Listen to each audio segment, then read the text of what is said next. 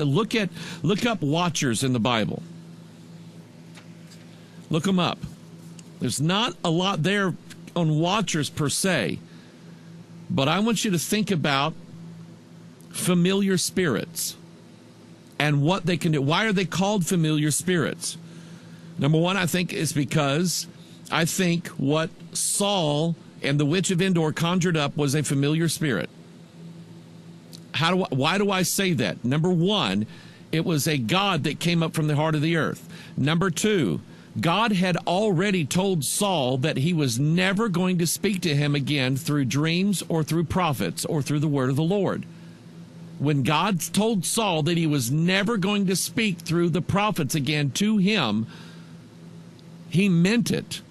Therefore, it could not have been Samuel that came up and told him that. It was a familiar spirit. I believe that familiar spirits, I believe that there is a spirit that has been around me all of my life, and it knows a lot of stuff about me. Why? It's been there. It sees things. It watches. How do you think the accuser of the brethren accuses the brethren? A network, I think, of familiar spirits. So what are we doing? We're trying to bring the heavenly realm down to earth. We're trying to empower world conquerors, world leaders, or whatever it is, with the ability to see everything going on. Part 4 of the Singularity is out this week. I took some time and wrote out the script for part 5 and maybe part 6. I don't know. I'm going to try to finish it up, at least part of it, rather quickly, dealing with how these artificial intelligence things have this spiritual connection to it. Where do you see the Kabbalah link here? But the giving these computers powers that only gods have, doesn't that worry anybody? There was an article that came out this week. It came out Sunday, and I just released The Watchman, and I went, that is exactly what I'm talking about. This is, what website is this? RT.com.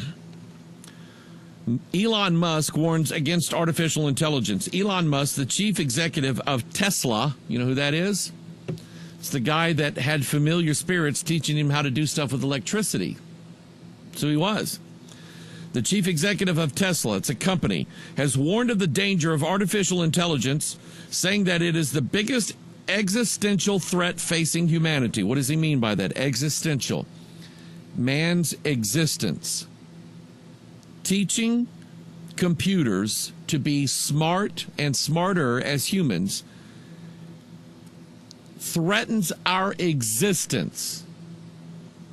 Musk, who was speaking at the Massachusetts Institute of Technology, Aeronautics and Astronautics Department Centennial Symposium, said that in developing artificial intelligence, quote, we are summoning the demon, unquote. He said it. He said exactly what I was getting at in this week's Watchman broadcast. The fact that there is a familiar spirit linked in with this technology. And these devils, these spirits, have been inspiring every step that the computer technicians, the software writers, the biologists, the genetic scientists, the physicists working at the Large Hadron Collider, they are under the influence of a devil.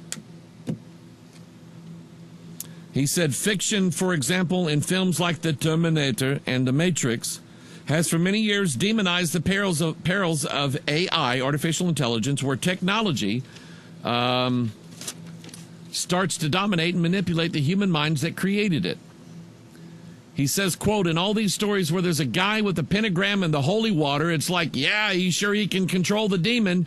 Didn't work out. That was his quote.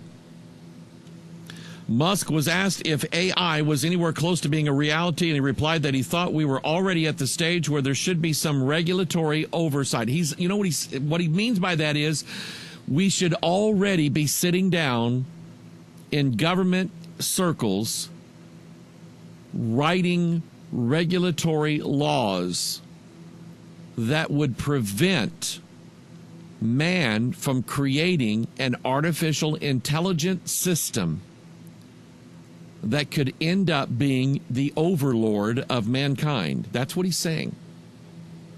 I mean, I mentioned to you there's